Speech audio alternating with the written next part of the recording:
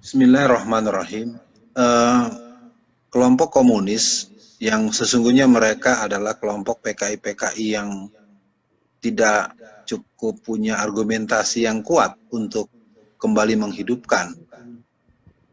Tetapi karena memang dendam yang mereka punya dan kepercayaan diri yang boleh dibilang over self confidence, mereka sangat pede untuk kembali berkuasa. Karena faktanya memang orang-orang mereka bersemayam di tempat-tempat yang punya nilai strategis baik secara eksekutif, legislatif maupun yudikatif. Seorang Budi Jarot yang mungkin sudah kita bisa catat rekam jejaknya ketika dia mengancam akan membubarkan reuni 212, dia mengancam akan membunuh Habib Rizik, dan terakhir dia membakar dengan menuding-nuding sampah kepada Habib Rizik dengan tudingan-tudingan yang menurut saya sangat emosional dan tidak punya dasar yang bisa diterima. Kelompok PKI hari ini memang tersenyum-senyum manis karena mereka memandang kita tidak cukup sanggup memahami rencana mereka. Dari saya, buat para pemirsa sekalian, gerakan PKI hari ini sebetulnya sedang kelabakan. Mereka tidak menduga bahwa apa yang sedang terjadi hari ini menjadi hal yang bersikap atau bersifat bumerang buat mereka. Kelompok-kelompok PKI sekarang mereka bersembunyi di instansi terendah di kecamatan dan kelurahan di seluruh Indonesia. Ini mungkin merupakan catatan khusus buat seluruh pemirsa, siapapun yang menyimak pembicaraan tema ini, bahwa memang mereka sekarang merupakan pertarungan yang terakhir. Karena sejarah di dunia, apakah Rusia, apakah Cina, mereka menjadi negara yang berhaluan komunis secara total setelah kudeta yang ketiga. Nah, untuk itu mereka merasa kuat karena di backup oleh Partai Komunis Cina, mereka di backup oleh kader-kader daripada organisasi orpol tertentu yang berani-beraninya mengatakan sebagai PKI Perjuangan, atau mereka yang kemudian muncul dengan keberanian mengatakan aku bangga jadi anak PKI, dan yang sangat mencolok mereka menawarkan pola dengan bermain di arena konstitusi yang tentu sudah dibahas di acara kita dalam setiap edisi yang belakangan ini cukup mendalam. Maka kesimpulan sementara, kelompok PKI hari ini mereka kembali terdiam sejenak, terhenti sejenak. Tidak mereka bayangkan bahwa perlawanan akan begitu hebat. Maka himbauan dari saya kepada seluruh pemirsa, pada seluruh masyarakat muslim, masyarakat yang bertauhid, yang meyakini akan ketuhanan yang Maha Esa, mari kita pahami bahwa ini adalah kilik jangkrik dari mereka agar kita mau bersikap kontraproduktif. Maka untuk itu harapan dari saya, TO dikejar terus, ya, Budi Jarot dikejar, siapapun yang kemarin hadir kalau perlu semuanya dikejar satu persatu dan dibawa ke pihak kepolisian karena sudah jelas-jelas melanggar undang-undang yang ada. Yang kedua, semua kita harus terus mengkonsolidasikan diri karena gerakan mereka belum dimulai sesungguhnya. Karena mereka sedang melihat siapa yang akan maju ke muka untuk mereka sikat, karena mereka dilindungi oleh oknum-oknum yang cukup meluas secara nasional. Selebihnya tentu ada guru-guru kita lain yang akan memberikan pandangan. Kita coba lihat ketika pada tanggal 8 Januari 1965, DNID terkejut ketika didatangi atau ditemui oleh seorang yang bernama S.K. Trimurti.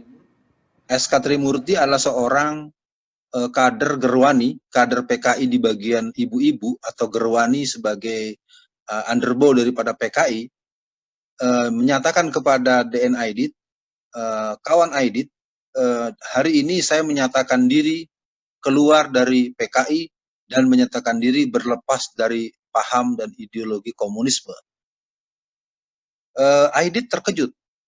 Kenapa seorang tokoh Gerwani, pentolan Gerwani seperti S.K. Trimurti mengundurkan diri? Ternyata Ibu S.K. Trimurti ini sudah keliling ke seluruh negara-negara yang mengklaim sebagai negara komunis. Temuannya adalah seluruh negara-negara yang menyebut dirinya sebagai negara komunisme atau negara komunis atau negara yang berpaham komunisme, negara yang punya penampakan sangat antagonis. Kalau dalam ilmu sinematografis, tampilnya senyum, di belakangnya penuh dengan duka dan air mata. Seluruh negara-negara komunis yang dikunjungi oleh Ibu S.K. Trimurti, satu, bahwa negara komunis itu adalah negara yang sangat mahir dalam menyengsarakan rakyatnya. Itu yang pertama. Yang kedua, pemimpin-pemimpin partai komunis itu cuma pura-pura miskin di hadapan rakyatnya. Padahal kehidupan mereka sangat berlimpah, pola hidup mereka sangat mewah, dan gaya hidup mereka lebih borju dari kaum borjuis. Jadi perlu dipahami bahwa sebenarnya semangat untuk memberontak pada tahun 1965 itu agendanya adalah tahun 1971. Karena dianggap sudah cukup siap. Nah, pertanyaan dari Bapak Dr. Abdul Khair tadi, bagaimana potensi hari ini? Potensi mereka hari ini adalah potensi pertaruhan terakhir.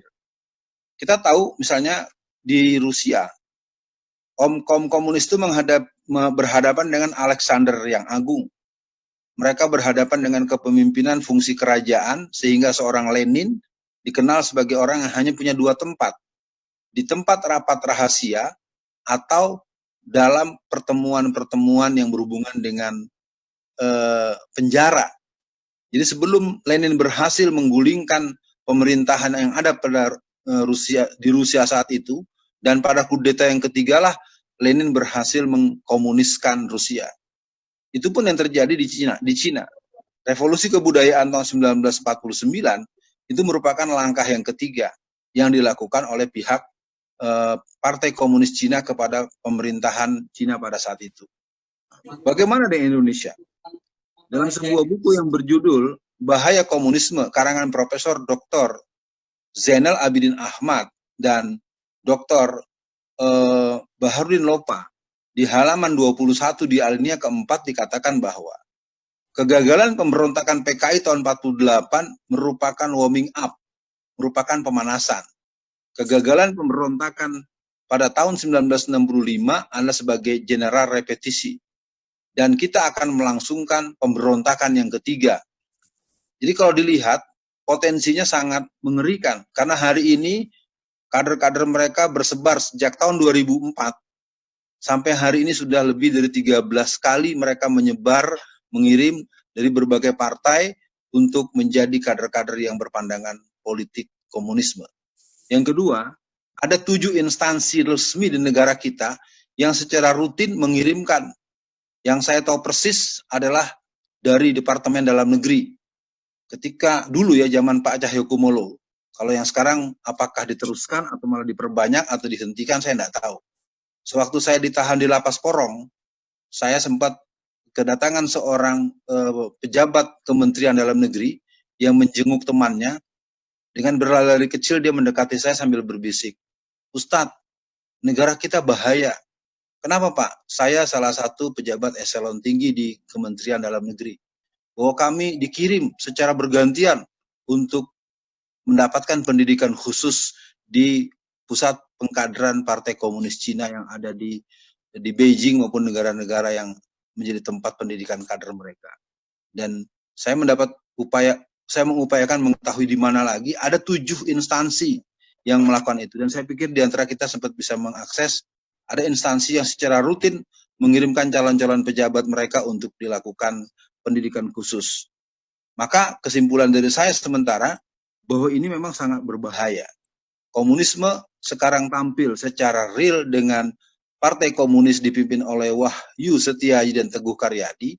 Komunisme yang bercasing partai tertentu, menurut pernyataan Ripka Ciptaning, ada 20 juta orang-orang PKI yang bersemayam di partai tersebut, dan komunisme dengan partai dengan casing yang bernama PRD, yang ADART-nya persis seperti ADART PKI tahun 54, dan komunisme milenial, yang semua bisa tahu mereka ada di mana, yang kerjanya adalah selalu menolak syariat Islam, menghina Islam, dan selalu mengkampanyekan lewat partai-partai yang mereka punya. Maka dari statement terakhir dari saya sebelum nanti mungkin kita punya dialog kalau memungkinkan, bahwasanya memang kelompok PKI ini sekarang belum cukup puas karena di DPR jumlah mereka baru 200-an. Target mereka sebetulnya sejak tahun 2018 menyongsong pemilihan umum 2019 itu adalah 400 orang. Supaya mereka dengan asik untuk mengetok palu pencabutan TAP MPRS nomor 25 tahun 66 dan pengesahan undang-undang semodel HIP dan sejenisnya tanpa ada perdebatan seperti sekarang. Artinya potensinya sangat besar dan kita tidak perlu terlalu ketakutan, tetapi tidak bisa juga kita lengah.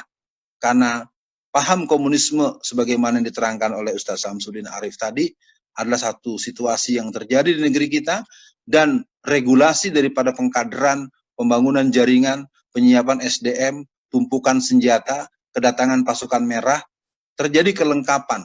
Jadi kombinasi antara kader-kader yang dicetak dalam negeri dan kedatangan pasukan merah dari Cina dengan atas nama tenaga kerja asing, ini harus dibaca sebagaimana yang terjadi di Tibet, di Angola atau Zimbabwe.